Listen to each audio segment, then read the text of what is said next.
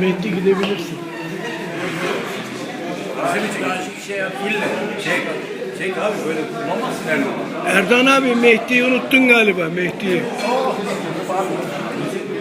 İhmal etme değil mi?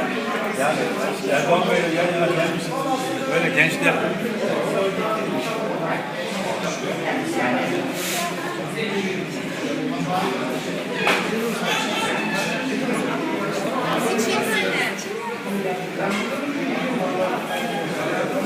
Mehdi güle güle.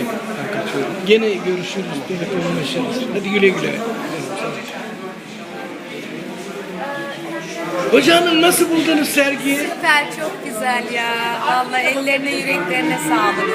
Çok hoş. Çok beğendim. Ne olarak dikkatinizi çekiyor? Boy, çizim tekniği.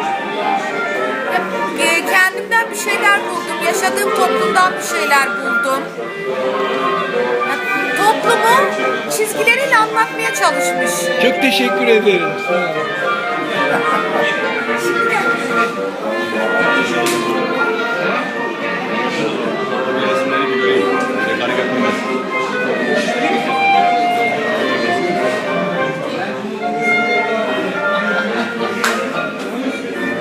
Gezgin arkadaşım hoş geldin. Elini sıkamam. Ne zaman çıkıyorsun tura? 15 Haziran. Balkanlar. Evet, Yeşilay'la valilikte görüşeceğim önümüzdeki hafta. Çok güzel, başarılar. 1 Haziran'da Kiramıçık'a hediye edeceğiz. Çok güzel, sağ ol. Raşit Bey, bak. Babacı turizmin müsaade.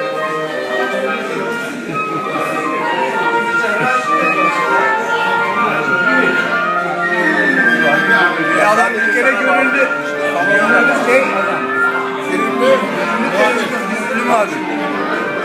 Kapa seni böyle gündüz görmek ne büyük mutluluk ya. Kaç bin oldu karikatürler? 4000'i geçtik. 4000'i geçti. Rekorlar kitabına hızla. Harikasın.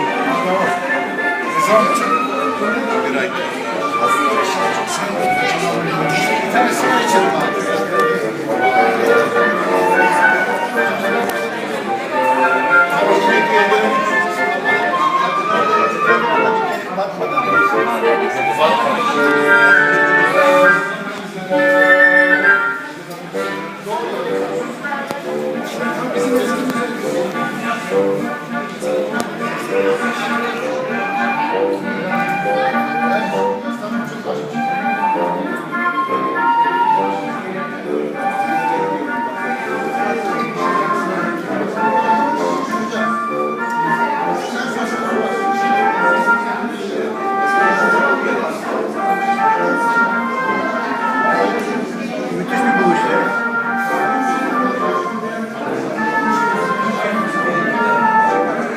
Eldiven takmış dikenin batmasın diye kadınlar.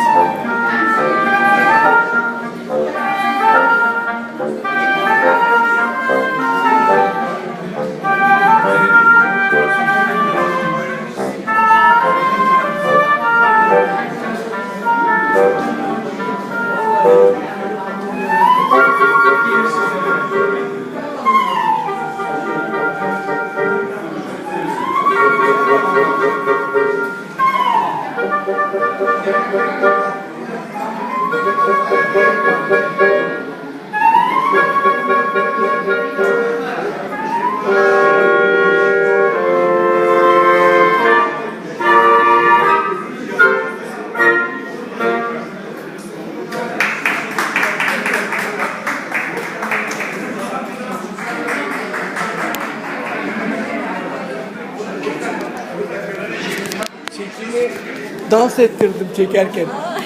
Çok güzel oldu ya.